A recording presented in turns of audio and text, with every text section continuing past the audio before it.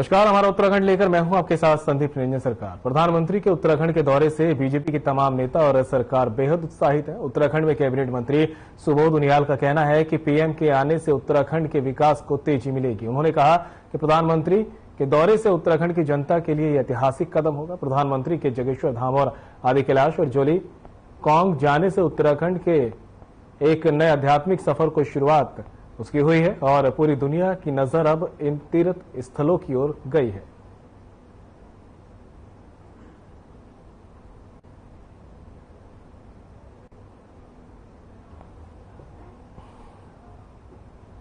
प्रधानमंत्री जब उत्तराखंड आए तो उत्तराखंड को फायदा ही हुआ है और हमें थोड़ा उत्तराखंड के साथ बड़ी खुले दिल के साथ, दरिया दिली के साथ यहाँ के प्रति एक जो उनके अंदर भाव है उससे इस राज्य के विकास में बहुत महत्वपूर्ण योगदान है।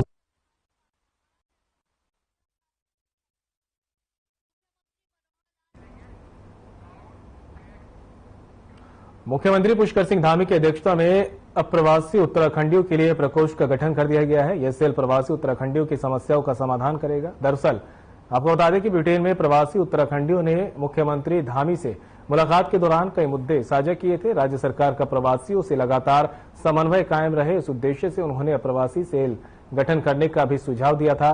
मुख्यमंत्री पुष्कर सिंह धामी ने इस पर त्वरित फैसला लेते हुए इसके गठन के आदेश दिए थे।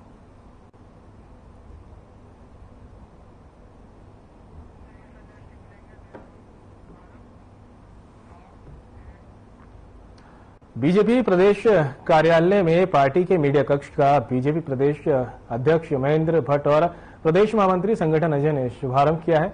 बीजेपी के प्रदेश मीडिया प्रभारी मनवीर चौहान ने कहा कि नवरात्रि के अवसर पर किए गए इस शुभ कार्य से बीजेपी का मीडिया प्रकोष्ठ और मजबूत होगा और तेज गति के साथ सरकार और संगठन की नीति को जनता तक पहुंचाने का काम करेगा।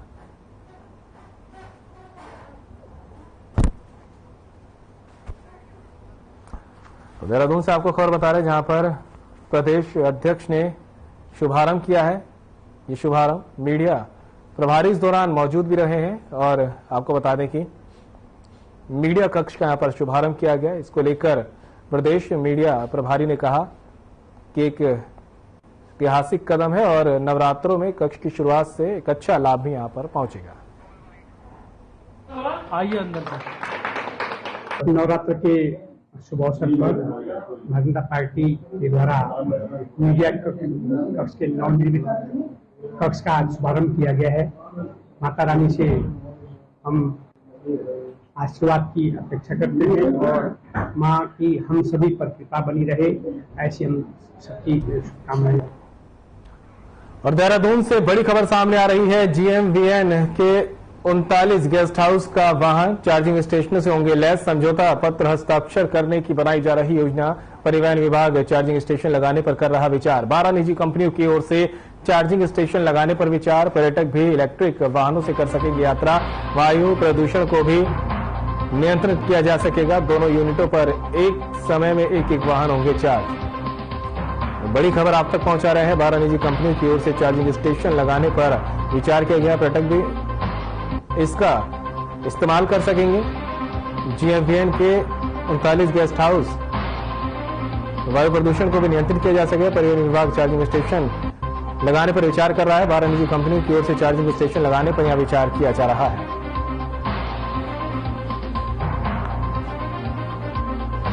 तो बड़ी खबर आप तक पहुंचा रहे हैं। देहरादून से वायु प्रदूषण को नियंत्रित करने के लिए यहां पर स्टेशन लगाया जा रहा है।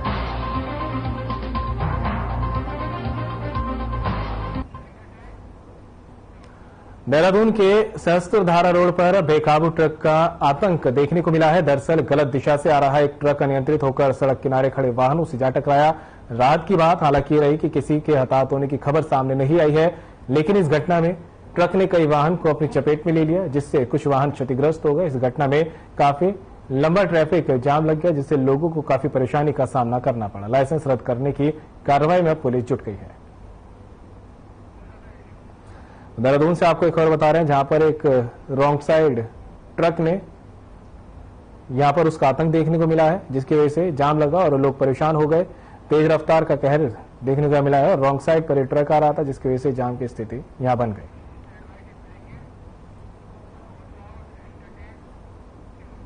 राजधानी देहरादून में मौसम ने अपना मिजाज बदला है। मौसम विभाग ने पर्वतीय जिलों के लिए ऑरेंज अलर्ट और मैदानी जिलों के लिए येलो अलर्ट जारी किया है। मौसम विभाग की भविष्यवाणी सत्य साबित हुई है। राजधानी में तेज हवाओं के साथ बारिश का सिलसिला भी शुरू हो चुका है। बारिश से लोगों का जनजीवन अस्त व्यस्त हो गया है।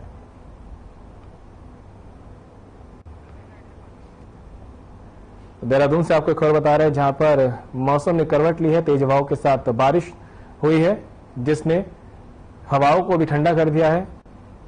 लोगों ने गर्मी से भी राहत की सांस ली है। मौसम विभाग का एक बार फिर अनुमान जो है यहाँ पर सही साबित हुआ है। तेज हवाओं के साथ यहाँ बारिश देखने को मिली है। पहाड़ों के साथ मैदानी क्षेत्रों में भी ठंडक महसूस की जा रही है।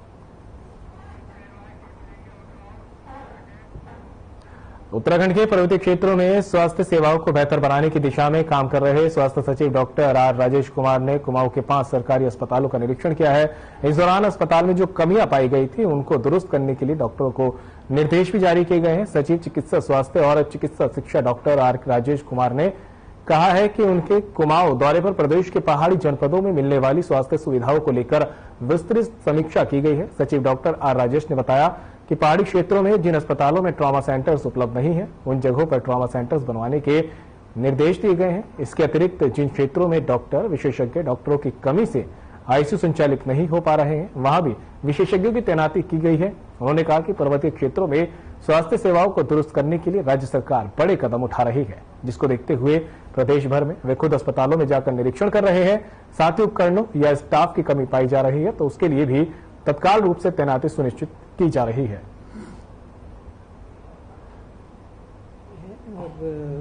अभी तो मिनट्स देखिए, जो भी निर्देश हमें प्राप्त हुए हैं माननीय प्रधानमंत्री जी की ओर से, माननीय मुख्यमंत्री जी की ओर से, हम लोग उसको पूरा करेंगे।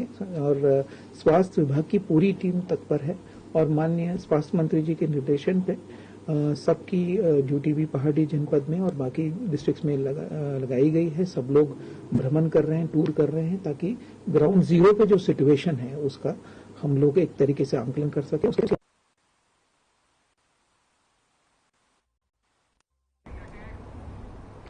और देहरादून से बड़ी खबर सामने आ रही है। प्रदेश भर में आज बारिश होने के आसार। मौसम विभाग ने जारी किया बारिश का ऑरेंज अलर्ट। मैदानी इलाकों में जारी किया गया येलो अलर्ट।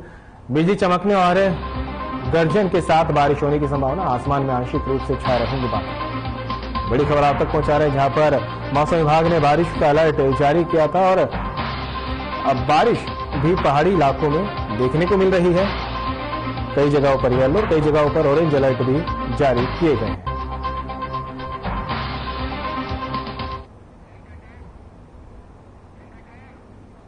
बेमौसमी बारिश और तेज आंधी के चलते किसानों के खेतों में खड़े धान की फसल गिर गई है, जिससे किसानों को भारी नुकसान का सामना करना पड़ रहा है। यहां बता दें कि मुरादाबाद रोड स्थित नवीन कृषि मंडी में किसानों की धान नमी के चलते बाहर मंडी में सूख रहा है। आड़तियों का कहना है कि किसान धान बुआई को लेकर पैसा आड़तियों से लेकर जाते हैं, लेकिन इस भारी बरसात के चलते उसका जो धान सूख रहा है पूरी तरीके से भीग चुका है। इसके चलते उसको भारी नुकसान हुआ है।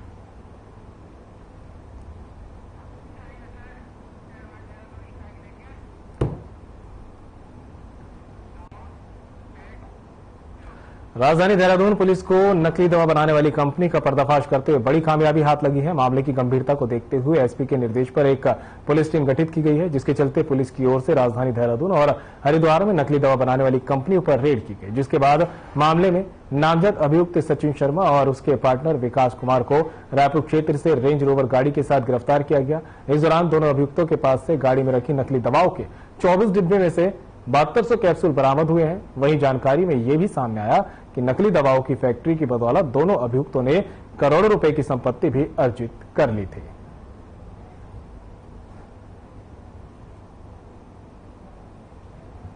तीन कंपनियां अभी तक आइडेंटिफाइड हुई हैं। देहरादून पुलिस ने जो है एक नकली फैक्ट्री जो हरिद्वार में, झबरेड़ा में, रुड़की में ऑपरेट हो रही थी, साथ ही साथ यहाँ देहरादून में भी यहाँ पर विभिन्न कंपनियों के, फार्मा कंपनियों के नाम पर जो है जीएसटी रजिस्ट्रेशन कराया हुआ था और इसमें इसका पर्दाफाश हुआ। इसमें 2 लोग अरेस्ट हुए हैं, सचिन और विकास। ये पहले भी जो है फार्मास्यूटिकल कंपनी में काम करते थे, जिसमें एक मार्केटिंग में था और इनको सारा ज्ञान था इसमें कि कंपनी इसमें कैसे मैन्युफैक्चरिंग होती है, कहाँ से माल आता है।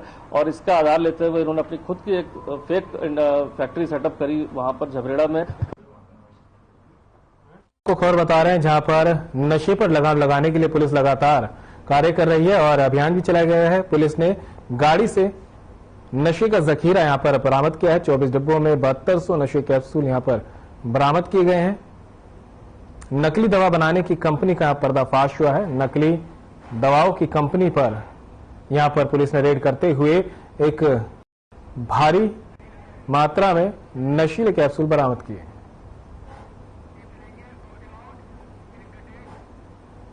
हाल ही में रिलीज हुई फिल्म मिशन रानीगंज में अक्षय कुमार के साथ स्क्रीन शेयर करने वाले बॉलीवुड कलाकार नीरज नेगी ने मीडिया से बातचीत के दौरान फिल्म के विशेष में काफी सारी बातें साझा की है। फिल्म की शूटिंग को लेकर उन्होंने बताया कि फिल्म को लंदन, न्यूयॉर्क, मुंबई और बंगाल में शूट किया गया। साथ ही फिल्म में चैलेंज के बारे में बताते उन्होंने कहा कि फिल्म का वाटर सीक्वेंस काफी चैलेंजिंग था। कलाकारों को वास्तविकता में गले तक पानी में रहकर शूट करना पड़ा था। इसके साथ ही कोयला खदान में सीक्वेंस के लिए जिस सेट को बनाया गया था वहां पर भी कलाकारों को सांस लेने में काफी दिक्कतों का सामना करना पड़ रहा था।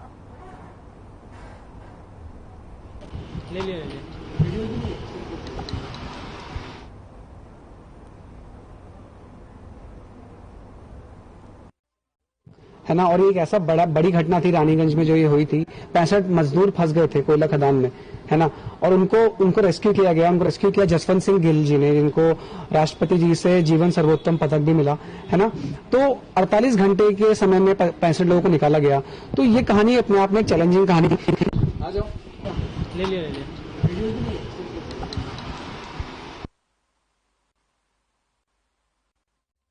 देहरादून से आपको खबर बता रहे हैं जहां पर नीरज नेगी ने मीडिया से बातचीत करते हुए बताया कि अक्षय कुमार के साथ जो मिशन रानीगंज फिल्म शूट की गई थी वो कई जगहों पर उसको शूट किया गया था और किन कठिनाइयों का सामना उन्हें करना पड़ा वो ही बताया। उन्होंने बताया कि चैलेंजिंग जो वहां पर शूटिंग के दौरान उन्होंने सामना किया, चाहे वो कोयले खदान में हो चाहे पानी के अंदर रहकर शूट किया गया, एक चैलेंजिंग टास्क सभी टीम के लिए था।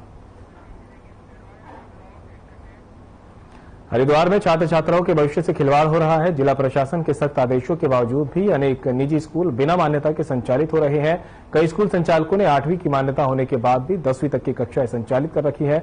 स्कूलों की जानकारी में होने के बावजूद शिक्षा विभाग ने अभी तक कोई कार्रवाई नहीं की। विभाग के अधिकारियों की माने तो इन फर्जी तरीके से संचालित हो रहे शिक्षण संस्थानों पर जल्द बड़ी कार्रवाई की जाएगी।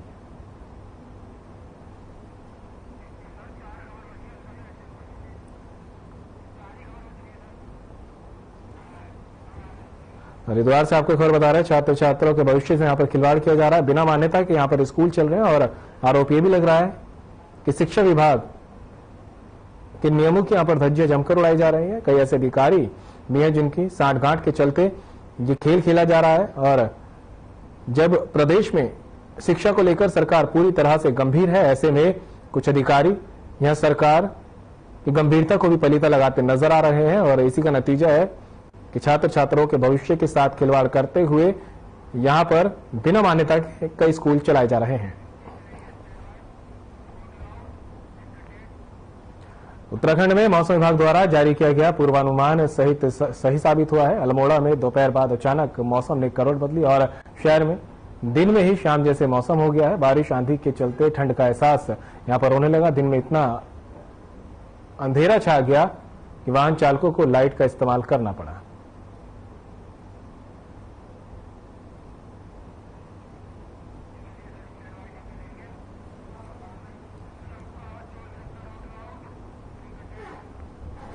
चंपावत में पुलिस उपाधीक्षक ने चोरी की घटनाओं की रोकथाम लगाए जाने और चोरी करने वाले चोरों को गिरफ्तार करने के आदेश दिए हैं, जिसके बाद पुलिस ने बीते दिनों हुए बाइक चोरी के मामले में निरीक्षण कर मुकदमा वादी और आसपास के लोगों से पूछताछ कर सीसीटीवी की मदद से चोरी की गाड़ी के साथ आरोपी को पकड़ा है। पुलिस ने गिरफ्तार आरोपी से पूछताछ कर अन्य आरोपियों की तलाश शुरू कर दी है।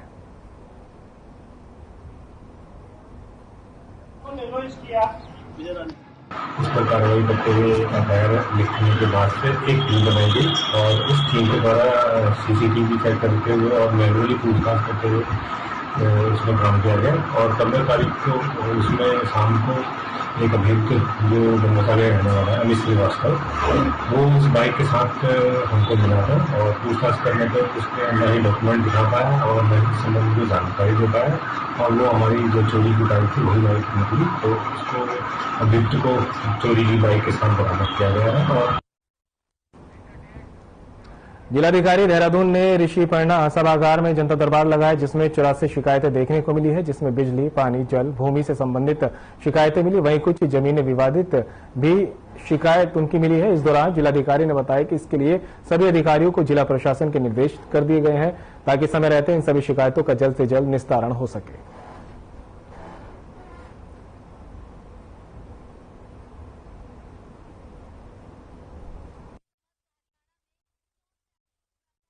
करीबन 84 के आसपास शिकायतें आई हैं और ज्यादातर जो है वो जो लैंड डिस्प्यूट या सीनियर सिटीजन्स की हैं या बिजली पानी से रिलेटेड है और हमने सभी को इंस्ट्रक्शन दिए कि तत्काल कार्रवाई की जाए।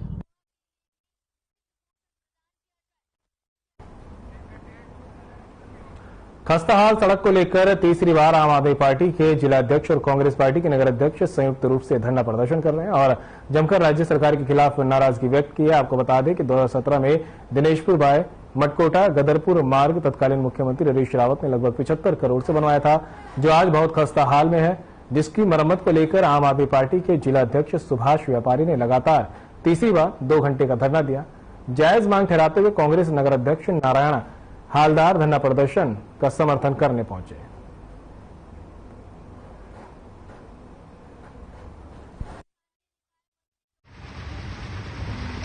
तो ऐसा लग रहा है कि सरकार अंधी हो चुकी है, बहरी हो चुकी है।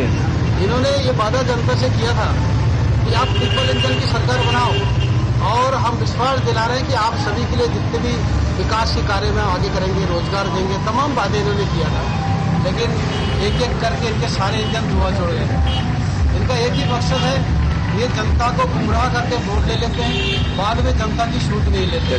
तो हम विगत आज तीसरी बार हम लोग सांकेतिक उपवास धरना पे बैठे हैं। सांकेतिक उपवास धरना पर हम बैठे हैं और शासन प्रशासन की ओर से अभी तक कोई छूट नहीं ली गई है, ना ही उनकी कोई प्रतिक्रिया आई है।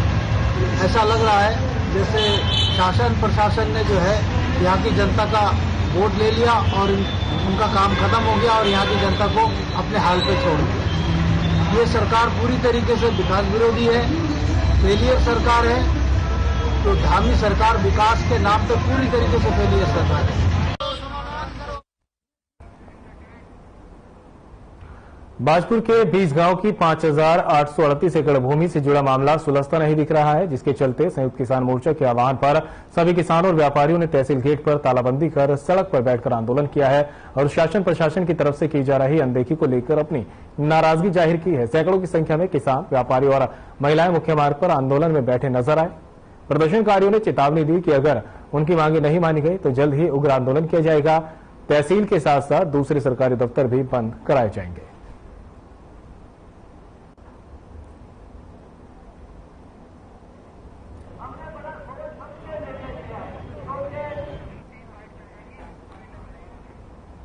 तो बाजपुर से आप तक खबर पहुंचा रहे हैं, यहां पर 20 गांवों की जमीन का मामला तूल पकड़ता जा रहा है, जिसके चलते किसानों ने तहसील गेट पर ताला भी जड़ दिया है। उग्र आंदोलन की यहां पर किसान चेतावनी देते नजर भी आए हैं। तस्वीरें देख सकते हैं आप, लगातार जो है प्रदर्शन इस मामले को लेकर बढ़ता जा रहा है। 20 गांवों से जुड़ी जमीन का मामला है, जिसको लेकर अब यहां पर किसानों ने मोर्चा खोल दिया, तहसील गेट पर ताला जड़ दिया है। साथ ही चेतावनी दी है कि अगर उनकी मांगों को जल्द पूरा नहीं किया जाएगा तो दूसरे अधिकारी जो दफ्तर है वहां पर भी ताला जड़ दिया जाएगा और साथ ही उग्र आंदोलन की भी यहां पर चेतावनी दी गई है। तो बाजपुर से आपको तस्वीरें दिखा रहे हैं, ये खबर बाजपुर से आप तक पहुंचा रहे हैं, जहां पर उग्र आंदोलन की चेतावनी देते हुए किसान नजर आए हैं।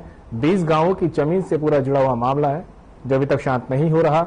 लगातार इस मामले में जो है तूल बढ़ता दिखाई दे रहा है, जिसको लेकर अब प्रदर्शन किया गया है और उग्र आंदोलन की भी चेतावनी दी गई है। किसानों ने इन 20 गांवों की जमीन के मामले को लेकर तहसील गेट पर ताला जड़ दिया, साथ ही उग्र आंदोलन की भी चेतावनी देते किसान नजर आए। कि 2.5 महीने से 3 महीने को होने जा रहे हैं हम यहाँ बैठे हैं। जब से यहाँ बैठे हैं शासन प्रशासन से, सरकारों से चर्चाएं चल रही हैं निरंतर, पर उसके बावजूद भी आज तक हमें कोई ऐसा ठोस आश्वासन नहीं है कि हमें ये कोई डेट फिक्स करके बताई हो कि आपका इस दिन आपका काम हो जाएगा। उसी चीज के लेते हुए अब इस कार्यक्रम की जो हमने रणनीति बनाई थी 8 दिन पहले, हमने सब मीडिया में ये किया था कि हमें आज 16 तारीख से तालाबंदी का कार्यक्रम है, जो हम तालाबंदी सांकेतिक रूप से तहसील बंद करेंगे। तो इस विषय में भी एसडीएम साहब द्वारा भी 2 बार हमारे साथ मीटिंग की गई है। भूमि बचाओ आंदोलन चल रहा है 20 गांव की 5838 एकड़ भूमि को लेकर के, जिसके भूमि के अधिकार सरकार द्वारा 2020 से छीने हुए हैं। अभी तक कोई ऐसा इसका समाधान नहीं निकला है और आज आक्रोशित लोगों ने आज गाजीपुर की तहसील में तालाबंदी की है और सब लोग तालाबंदी करके गेट पर बैठे हैं और निश्चित रूप से आज शाम तक का इसकी घोषणा है और अगर सरकार ने इस पर जगह समाधान नहीं किया तो भविष्य में बड़ी कॉल दी जाएगी और ये तहसील और सरकारी दफ्तर सब बंद करवाए जाएंगे। क्योंकि 20 गाँव का प्रकरण जो काफी समय से चल रहा है, जिसमें संयुक्त किसान मोर्चा के पदाधिकारीगण आंदोलनरत हैं, तो इस संबंध में माननीय जो मुख्यमंत्री जी है उनके निर्देशन में जिलाधिकारी महोदय द्वारा एक कमेटी गठित की गई थी एडीएम साहब की अध्यक्षता में। कमेटी द्वारा अपनी रिपोर्ट दी गई और उस रिपोर्ट को जिलाधिकारी महोदय द्वारा शासन को प्रेषित किया गया। तो शासन उसकी गहनता से अध्ययन कर रहा है। कुछ आपत्तियां लगी थी, वो आपत्तियों के संबंध में पुनः लेटर आया है डीएम साहब को।